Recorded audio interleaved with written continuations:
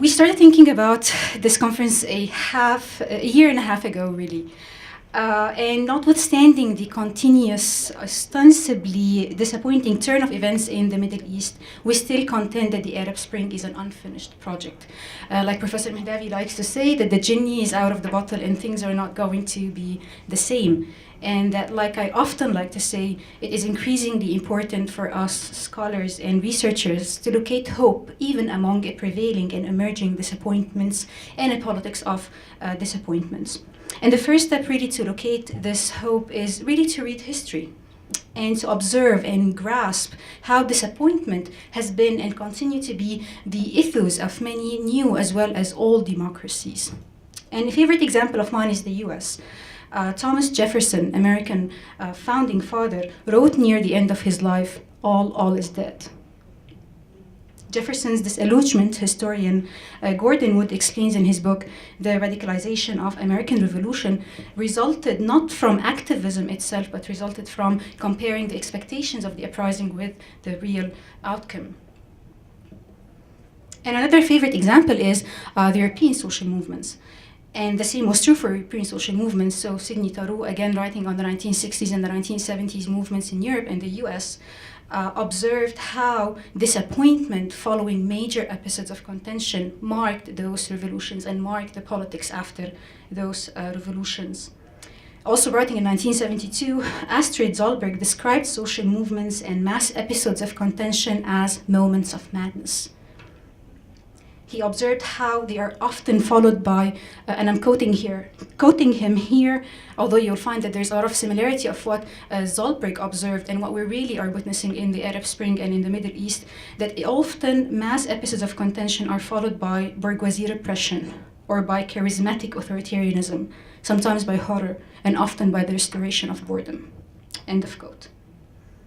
And don't be really disappointed. Don't let the sense of despair get into you because of Zollberg code, because Zollberg even is very fast to note towards the end of his article how the effects of episodes of contention is usually subtle social changes and disturbing the status quo. He notes that movements sometimes, again, and I'm quoting him, drastically shorten the distance between the present and the future. So, he adds, they are miracles in that sense. And I was really glad and very much content to see that this has been the theme in many of the presentations in this conference, and to see that we're not alone in thinking about this. And after attending many of the presentations and discussions in this conference during the past few days, the main theme in many of these presentations and discussions was on how to really locate hope, and how to really locate reasons for optimism in the future of the region, while acknowledging that there are many challenges that are yet to come.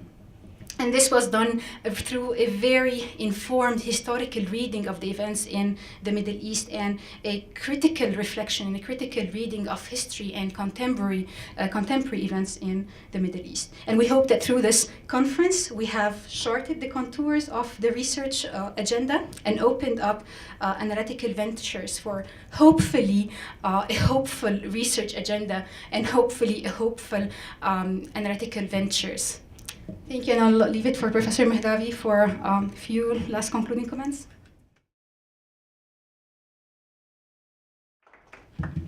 Thank you. I'll be quick, just a few quick remarks, final remarks. I think you agree with me that we've had a remarkable success in our 2 days and a half international interdisciplinary conference, bringing together distinguished scholars, seniors and junior scholars from North America, Europe, and the Middle East, and from various disciplines of literature, sociology, history, religious studies, Islamic studies, Middle Eastern studies, political science, music, philosophy, and more. We had 3 excellent keynotes, 12 plenary sessions, plus 1 more special panel with some 50 scholars. We did listen to each other's argument, challenged and critiqued arguments, agreed, disagreed with each other, and sometimes agreed to disagree. And that's the beauty of academia. The theme of the conference, however, is common. We share these main themes, I think. And these are basically the following: the challenge of conventional reading of Middle Eastern and Islamic studies. We all agree on that. Also, we think that progressive social movements in the Middle East and North Africa are not over. These are unfinished projects, open-ended. Middle East is not a land of ugly movements. And third, the whole idea of Middle East exceptionalism was wrong, is wrong, and will be wrong. There is no such thing as Middle Eastern or Islamic exceptionalism, which is quite wrong and misleading. Thank you all for making this happen. If the conference is a success, it's because of you. The next step is the publication of best selected papers with a prestigious publisher. I will be in contact with the presenters, so expect email from me over the next few days or weeks. We had video, audio recorded the lectures and presentations. We will send you a consent form to get your permission so we can post the edited versions of these audio videos on the conference website. So please respond. And last but not least, I'd like to thanks one more time my organizing team, excellent team, Nermin, Allam, Ruzbe, Safshekan, Maryam Georges, and Emra Keskin. One more time, please join me. Thank you. All the volunteers, and again, all the sponsors.